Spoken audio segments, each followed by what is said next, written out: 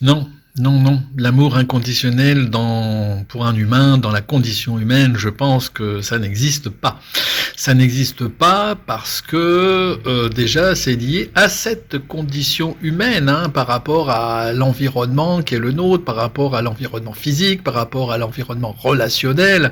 On ne peut déjà pas mettre en péril notre condition humaine, et pour ne pas la mettre en péril, ça suppose que forcément eh bien, on soit vigilant par rapport à cet environnement qui ne vienne pas nous empêcher ou mettre un terme à l'expérience. Voilà.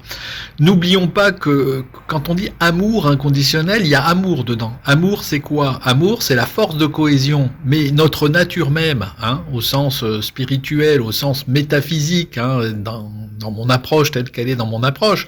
L'esprit donne naissance à l'âme, et l'esprit, c'est la conjonction de deux forces opposées. La conscience, qui se distingue, qui se distingue du tout, et l'amour, qui nous relie au tout, qui est la force de cohésion.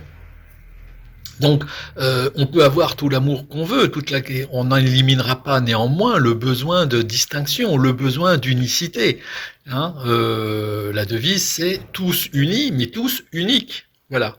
Donc, il n'y a pas d'amour inconditionnel au niveau de l'être humain. Pour moi, ça n'existe pas, ça ne peut même pas exister. Ce qui est vrai, par contre, c'est qu'à un moment donné, on va aimer quelqu'un dans un champ particulier, dans un champ psycho-émotionnel, on va dire, dans un champ relationnel, on va aimer quelqu'un sans condition. Mais c'est très restreint. Souvent, on parle d'amour inconditionnel dans les relations amoureuses. Par rapport au fait, on va dire, allez, que je prends quelque chose de bateau, par rapport au physique, quelqu'un qui s'en fout totalement du physique, et c'est pas le physique qui compte, bon, on y croit moyen, mais admettons.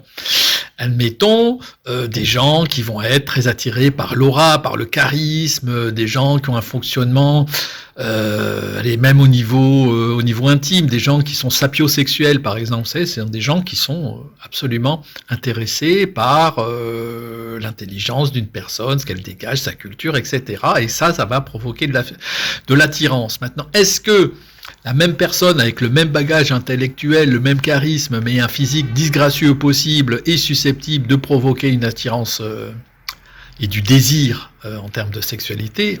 J'y crois pas une seconde. Je pense que l'attirance physique, pourquoi on aime quelqu'un finalement? Il y a deux manières. Hein. Pourquoi on est attiré par une personne? Il y a le conditionnement. Il y a le conditionnement de l'inconscient collectif, le conditionnement social. Hein, ça va être le gars qui est attiré par la blonde à forte poitrine ou la nana qui va être attirée par Monsieur Muscle, quoi. Hein. Voilà, ça c'est du conditionnement. Mais si tu enlèves tout ça, tu dis, moi, par exemple, je ne sais pas dire, quand je tombe amoureux de quelqu'un, je sais juste dire, waouh, putain, cette femme, elle m'a chopé, quoi. Il y a un truc qui fait qu'elle m'a emporté, quoi. Voilà, moi c'est ça que je sais dire. Et ça, pour moi, c'est le langage de l'âme. C'est le langage de l'âme qui dit, vas-y, il y a quelque chose. Alors ça veut pas dire qu'après ça se casse pas la gueule. Hein. Ça veut pas dire non plus que quelqu'un peut moi, en ce qui me concerne personnellement, quelqu'un peut m'emporter comme ça parce qu'elle dégage, parce qu'elle est. Je suis dans le wow effect.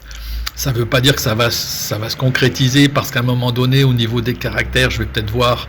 Mais c'est le jeu de l'expérience. Et pour moi, le fait d'être attiré par la personne, c'est l'âme qui donne un go en disant, allez, j'y vais, j'ai quelque chose à vivre avec cette personne, j'ai quelque chose à apprendre, etc. Et peut-être que effectivement, ça peut dysfonctionner au niveau des rapports avec la personne, que ce soit des rapports psycho-émotionnels, que ce soit des rapports intellectuels, des rapports sociaux, des rapports à l'argent, ou dans la sexualité. Ça peut ne pas marcher du tout. Tu peux être très attiré par une personne et que ça marche pas au niveau des corps.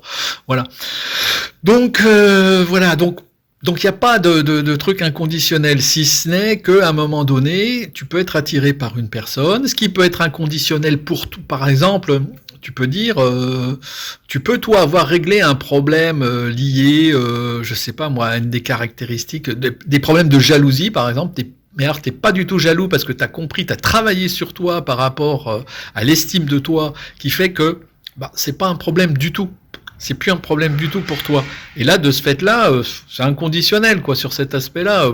T'en fous que la personne, elle sorte pas, qu'elle soit même, à la limite, un peu séductrice. Tu t'en fous. Alors le côté inconditionnel, c'est un peu je m'en fous par rapport à ça, je m'en fous par rapport à une personne qui a tel ou tel comportement, par rapport à telle blessure, par rapport à...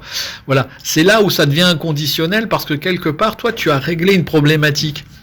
Donc, comme ta problématique est réglée, tu as plus besoin de par exemple, une problématique de sécurité, etc.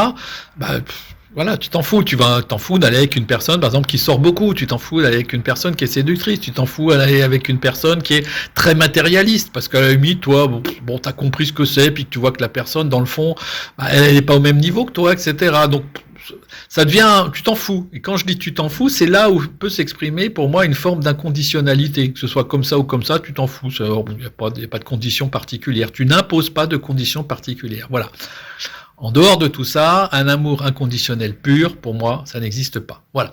Ça n'engage que moi, hein. T'es libre d'avoir une opinion différente, mais je pense que c'est lié à l'incarnation et en particulier à l'incarnation humaine où on passe notre temps, je l'ai dit, répété, etc.